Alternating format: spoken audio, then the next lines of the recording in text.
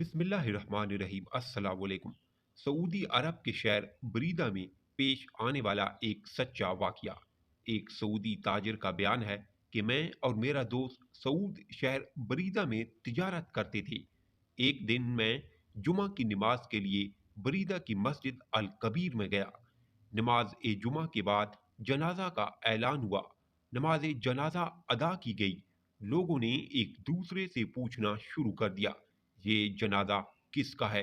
पता चला ये जनाजा मेरे ही दोस्त सऊद का है, जो गुज़श्ता रात दिल का दौरा पड़ने से इंतकाल कर गया था।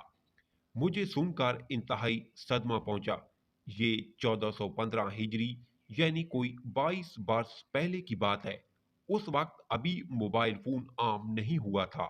चंद महीने गुजरने के बाद वहां के एक दुकानदार ने मुझसे बात की कि मरहूम सऊद के जिम्मे मेरे 3 लाख रियाल हैं, तो आप मेरे साथ चलें, हम जाकर उसके बेटों से बात करें। और ये बात पहले से मेरे इल्म में थी कि सऊद की जिम्मा ये कर्ज है। चुनाचा हम महरूम के बेटे से जाकर मिले। बातचीत हुई तो उन्होंने बगैर किसी ठोस सबूत के रकम लुटाने से साफ इनकार कर दिया और कहा, हमारे बाप ने तो सिर्फ 6 लाख रियाल छोड़ा है। अगर 3 लाख हम आपको देते हैं तो फिर हमारे पास क्या बचेगा? उस दौर में बहुत सा लेन देन बाहम इतमादी भी होता था। चुनाचा हम वापस आ गए। यूं ही वक्त गुजरता गया, लेकिन हर वक्त मुझे सऊद की याद सताती रही। यही सोचता रहा, न जाने कर्ज नहीं चुकाने की वजह से कब्र में उसके साथ क्या बीत रही होगी। एक दिन मैंने अपने प्यारे दोस्त का कर्ज उतारने का अज़म कर लिया।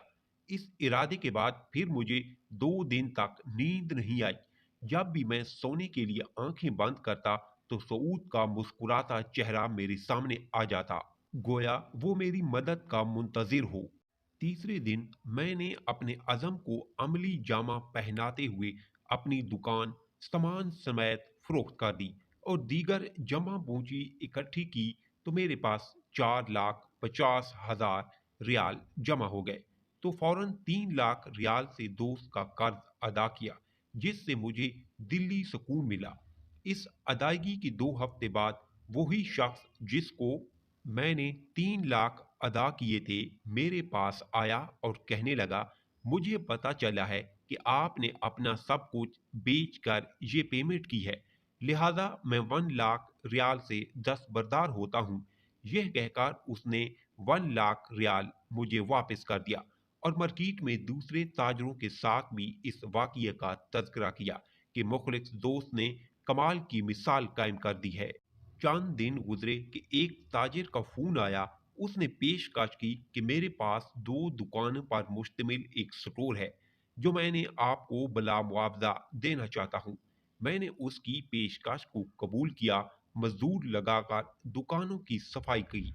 इसी दौरान सामान से लदा हुआ एक बड़ा ट्रक दुकानों के सामने आकर रुका, जिसमें से एक नौजवान नीचे उतरा।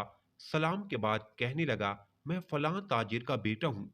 ये सामान मेरे अब्बा जान ने भेजा है और कहा है सामान बेचकर इसकी निस्फ कीमत आप हमें लौटा देना और बाकी आधा माल हमारी तरफ से गिफ्ट है। और आइंदा जितने माल की ज़रूरत हो हमसे उधार लेकर फिरोख्त करके पेमेंट कर दिया करें। लोग जिन्हें मैं जानता नहीं था चारों तरफ से मेरे साथ ताउन के लिए उठ खड़े हुए और थोड़े ही अरसे में मेरा बिजनेस पहले से दुगना हो गया।